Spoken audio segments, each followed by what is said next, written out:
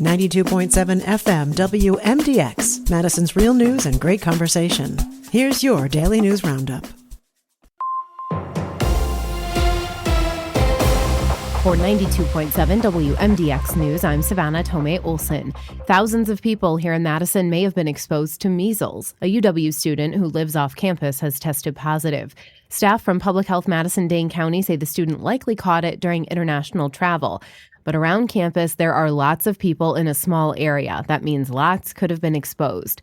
PHMDC staff say they've notified 4,000 people that they should keep an eye out for measles symptoms and check their vaccination records. The person who tested positive visited mostly spots on campus, plus the Qdoba on Park Street. Usually, symptoms of measles start 7 to 14 days after infection and can look like just about any other illness with a cough, high fever, and runny nose. A few days after that is when you typically start to see signs that really look like measles. That often begins with white spots in the mouth, and then a few days after that, the classic red flat spots show up. They usually begin on the face and hairline and then spread down the rest of the body. So that means you can have measles for 3 weeks before you even know it. Of course, the country is in the middle of the biggest outbreak in decades. The nation has had about 600 cases of measles so far this year, and it's only the start of February. Dr. Alok Patel from the Centers for Disease Control and Prevention. This is very unusual for a country that eliminated measles. That means no local spread in the year 2000. And 26 years later, here's where we are. Now, to give you a sense of what 600 cases in a month looks like, last year there was almost 3,000 cases. If we continue this rate right now, we'll hit over 7,000 cases in 2026. That's only what's reported. All over Wisconsin, vaccination rates have dropped. Lots of people get the measles, mumps, and rubella, or MMR, vaccine when they're kids. But if you're not sure if you got one, you can check the Wisconsin Immunization Registry. You can now vote early in the spring primary. Early absentee voting began yesterday all over Wisconsin. Here in Madison, there are 3 races on the ballot for Dane County Court Commissioner and County Supervisor for Districts 12 and 15. The most accessible early voting locations are at Madison Public Libraries. And across the country, young people are in crisis. More kids report experiencing mental health struggles than ever before. Isabella Nieto reports on how more students don't feel like they belong. The State Office of Children's Mental Health released their annual report on kids' mental health earlier this month. The report emphasizes a sense of belonging for students. From 2013 to 2023, there has been a 37% drop in Wisconsin youth feeling like they belong at their school. The rates of belonging are worse for marginalized groups. The report shows the number of students with major depressive episodes continues to increase, jumping from 16 to 18% in the last 5 years.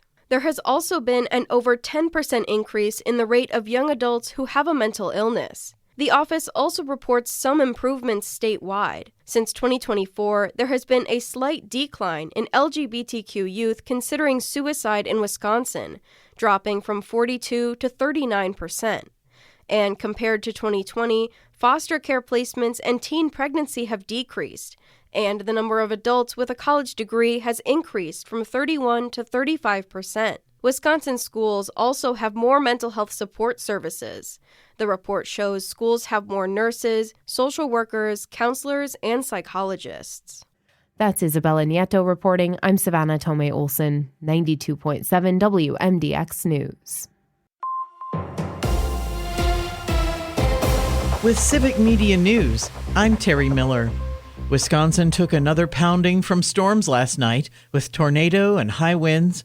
Rain and hail fell on already saturated soil, and flooding concerns are growing after what's been one of the wettest starts to April in years. In northeast Wisconsin, the focus has been on the Big Falls Dam on the Little Wolf River. Water levels there rose sharply in the past 24 hours, and officials warned that failure was imminent. Rivers across the state, including the Wolf and Fox, remain high or just above flood stage. Farther south, around Kenosha and Racine, flood warnings have mostly expired, but the ground is still drenched and can't handle much more rain. The National Weather Service says more showers are possible today, keeping flood risks high for parts of the state.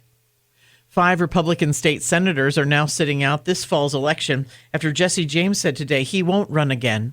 James had planned to take on Democratic Senator Jeff Smith for a western Wisconsin seat, but he's dropping out, saying time away from his family played a big role in the decision.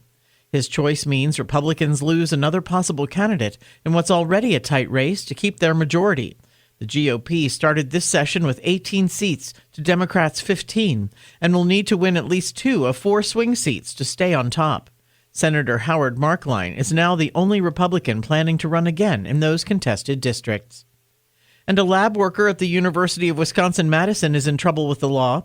Police say Makoto Kuroda was arrested last week on charges of recklessly endangering safety for having a chemical in the lab.